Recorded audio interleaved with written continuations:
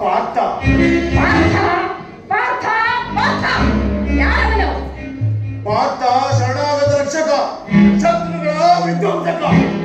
ಮೋಸ ವಂಚನೆಗಳಿಂದ ಗದ್ದಲ ಮುದುಕನನ್ನು ಕೊಂದವನು ಶತ್ರುಗಳ ವಿಧ್ವಂಸಕನೇ. ಪಾರ್ಥ, ನಿನಗೆ ಶ್ರೀ ಕೃಷ್ಣ ಬೆಂಬಲವಿದೆ. ನಮಗೂ ನಮ್ಮ ಅಳಿಯ ಅಗ್ನಿರಾಯನ ಬೆಂಬಲವಿದೆ. ಅವನ ಸಹಾಯದಿಂದ ಪಾಂಡವರ ಸೈನ್ಯವನ್ನೆಲ್ಲ ಸುಟ್ಟು ಬೂದಿ ಮಾಡಿ ಜಯಶಾಲಿಯಾಗಿ ಮೆರೆದಾಡಿ. ಬೇಡ ಬೇಡ, ಈ ದುರಾಗ್ರಹ ಬೇಡ, ಈ ದುರಿಚ್ಛೆ ಬೇಡ. ಅರ್ಜುನನೊಡನೆ ಯುದ್ಧ ಬೇಡ.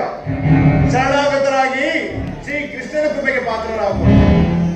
ಈಗ ಮಾತನಾಡುತ್ತಿರುವ ನೀವು ನನ್ನ ಪತಿಯಾದ ನೀಲಧ್ವಜರು ಅಥವಾ ಈ ಸ್ವರೂಪದಿಂದ ನಿಂತಿರುವ ಹೇಳಿಯೋ?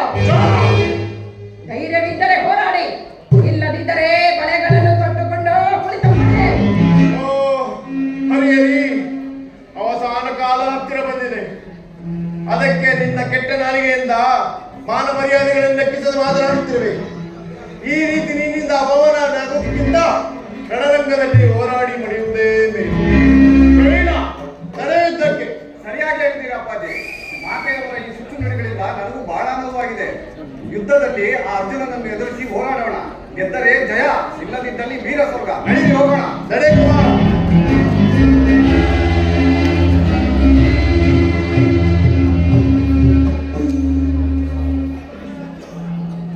ಜಾಮಾತ ಅವ್ಯವಹನ ಪ್ರತ್ಯಕ್ಷ ನಾವು ಅತ್ತೆ,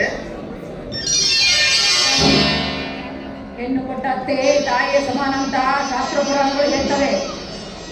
ಈ ತಾಯಿಯ ಸಮಾನರಾದ ಅತ್ತೆ ಮಾತನ್ನು ನಡೆಸಿಕೊಡುವುದಾಗಿ ವಚನ ಕೊಡು. ಕೊಟ್ಟಿದ್ದೇನೆ, ಹೇಳಿ. ನನ್ನ ಪತಿಯನ್ನು ಅರ್ಜುನನ ಮೇಲೆ ಸೈನ್ಯಕ್ಕೆ ಕಳಿಸಿದ್ದೇನೆ. ಅರ್ಜುನನ ಸೈನ್ಯವನ್ನೆಲ್ಲ ಧ್ವಂಸ ಮಾಡಿ ಜಯವನ್ನು ತಂದು ಕೊಡು. ಏನು, ಅರ್ಜುನನ ಸೈನ್ಯವನ್ನು ನಾನು ಧ್ವಂಸ ಮಾಡಬೇಕೆ? ವಚನ ಕೊಟ್ಟಿದ್ದೀಯಾ, ನಡೆಸು. ಸರಿ,